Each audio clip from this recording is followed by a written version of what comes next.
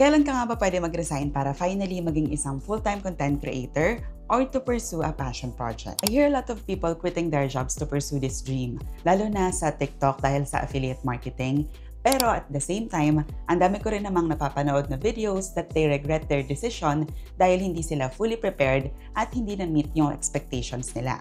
Nakikita kasi natin na ang daming creators na kumikita through live selling, content creation, brand deals, and very tempting nga naman. Especially if you're someone na gusto mong makaalis sa rat race, gusto mong makaalis sa 9-to-5 job mo. Kasi sino nga ba naman ang ayaw ng ganitong option, di ba?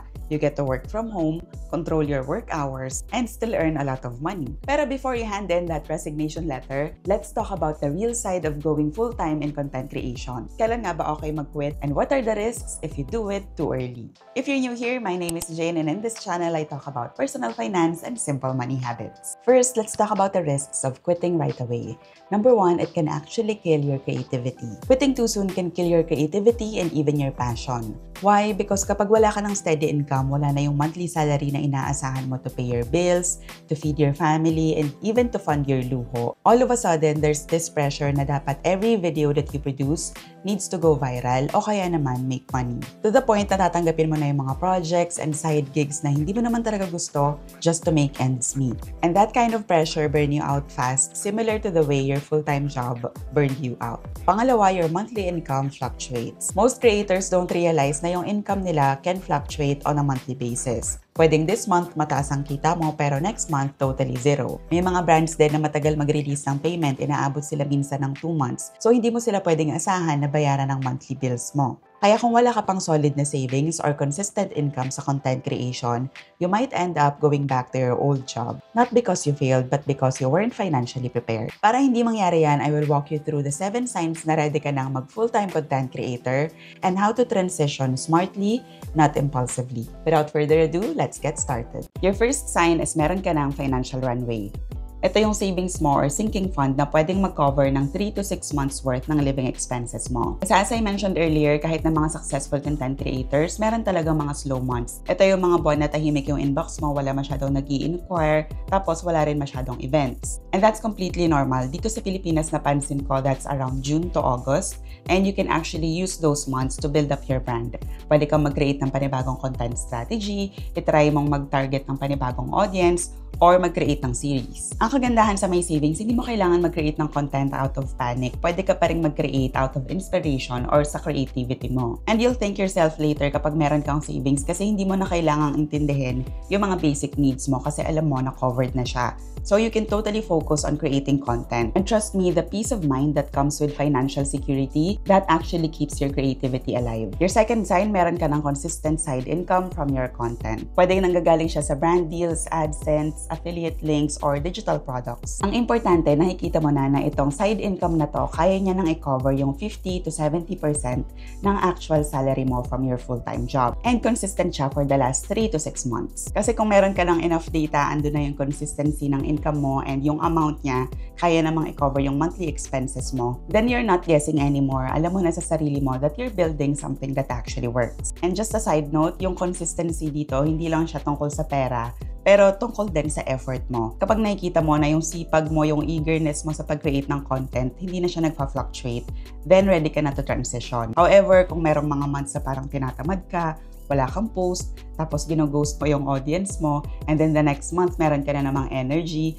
then maybe hindi ka pa ready na mag-commit sa pagiging full-time content creator. For me, ang magandang indicator na ready ka na talaga mag-transition to full-time content creation is kapag almost obsessed ka na sa pag-create ng content. Yung tipong kahit na pagod ka sa trabaho mo, kakagaling mo lang sa 9 to 5 mo, pero andun pa rin yung creative juices, andun pa rin yung energy mo to edit content or to film a video. Kasi that's when you realize na hindi na lang siya basta hobby. It's something that you're actually passionate about and something that could replace your full-time job. But then again, only if you are consistent and if you keep nurturing it. Number 3, may systems and momentum ka na. Alam mo na yung posting routine mo, alam mo na kung kailan ka dapat mag-script writing, shoot at edit ng content, at alam mo na din kung ano yung mga klase ng content that works best for your target audience. Hindi ka na lang nagpo-post na bahala na kailangan kasi may ma-upload ako today or trending kasi to. So kahit na meron akong content calendar, ito muna ang ipopost ko. Kasi now, every upload na ginagawa mo, meron ng strategy behind it. Kapag may mga brands na lumalapit sa'yo or nagiging loyal na yung mga followers mo, those are some signs na pwede mo na siyang i-scale full-time. Momentum is very powerful. Kapag meron ka na yan, dapat ituloy-tuloy mo na. Pero, importante pa rin na merong structure at strategy para hindi ka ma-burn out. So, if you've already figured out a routine that actually works for you without draining your energy, then you're on the right track. Kasi you have to remember that consistency beats virality every single time. Next, meron ka ng clear niche and audience. Kasi mahirap maging isang full-time content creator kung hindi mo pa naman alam kung para kanino yung content mo. Para malinaw bago ka mag-resign sa full-time job mo, ask yourself first the following. Number 1, who am I talking to? Sino ba yung kausap ko kapag nag-create ako ng content? Number 2, what problem am I helping them with? Ano yung nakukuha nilang value or natututunan nila kapag pinapanood nila yung videos ko? And number 3, why are they following me instead of another content creator? Kasi napakadami ng content creators ngayon. So ano yung edge mo?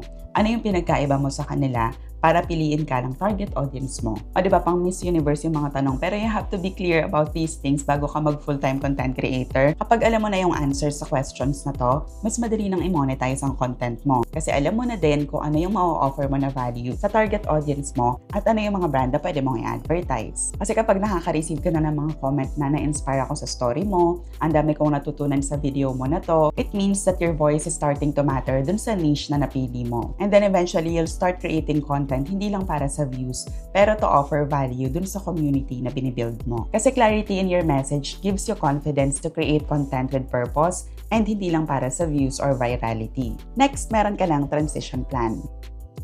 Hindi kasi pwede na basta na lang tayo mag-resign unless mga nepo babies po tayo. Unfortunately, hindi. So, kailangan po natin ng strategy. Mas maganda na meron ka ng 3 to 6 months worth ng content plan at 3 to 6 months worth din ng income stream. That way, hindi man maging consistent ang income mo, ready ka pa din. Think of it as your soft landing para hindi ka malunod sa uncertainty kapag nandun ka na sa gitna ng pagta-transition. Kasi kapag nag-full-time content creator ka na, wala ka ng boss. I know, yung iba yun ang gusto, pero ibig sabihin nun, ikaw na mismo yung boss, ikaw na rin ang magbabantay kung paano mag-grow yung business mo. It's an exciting journey, pero you need structure and plan that actually work for you. Next, you're doing it not out of burnout. Hindi mo gustong mag-resign sa trabaho mo at mag-escape sa content creation dahil lang burnout ka.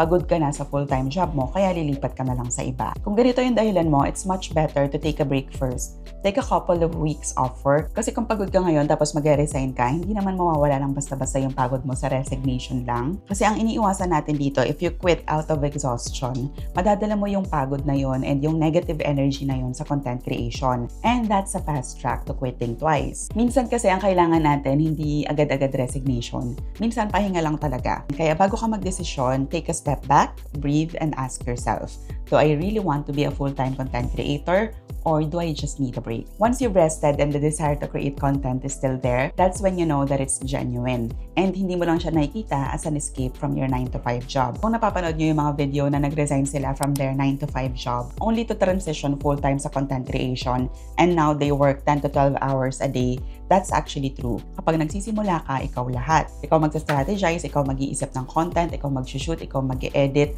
and ikaw ang magpo-post. Which means lahat ng role na yon kailangan mong gawin. So obviously, you have to work more hours. And kung madali kang mapagod, baka hindi para sa'yo ang full-time content creation. Lastly, you're excited but you're not terrified. Kasi medyo nakakatakot naman talaga siya. Iiwan mo yung consistent income mo, full-time job na I don't know for how many years mong pinagtrabahuhan, only to transition into something na sobrang uncertain. Pero if your excitement outweighs your fear, that's when you know that deep down you're actually ready. It doesn't mean naman that you have everything figured out kasi kahit gaano kadaming videos and tutorials ang panoorin mo, meron ka pa rin talagang mai-encounter na hindi mo inaasahan kasi every experience naman is different. Pero ang importante doon, you're ready to figure things out as you go. And for me, that's courage, and that's actually what separates dreamers from doers. If this video helped you, be sure to like and subscribe to this channel and share this video to someone na gusto ring maging full-time content creator.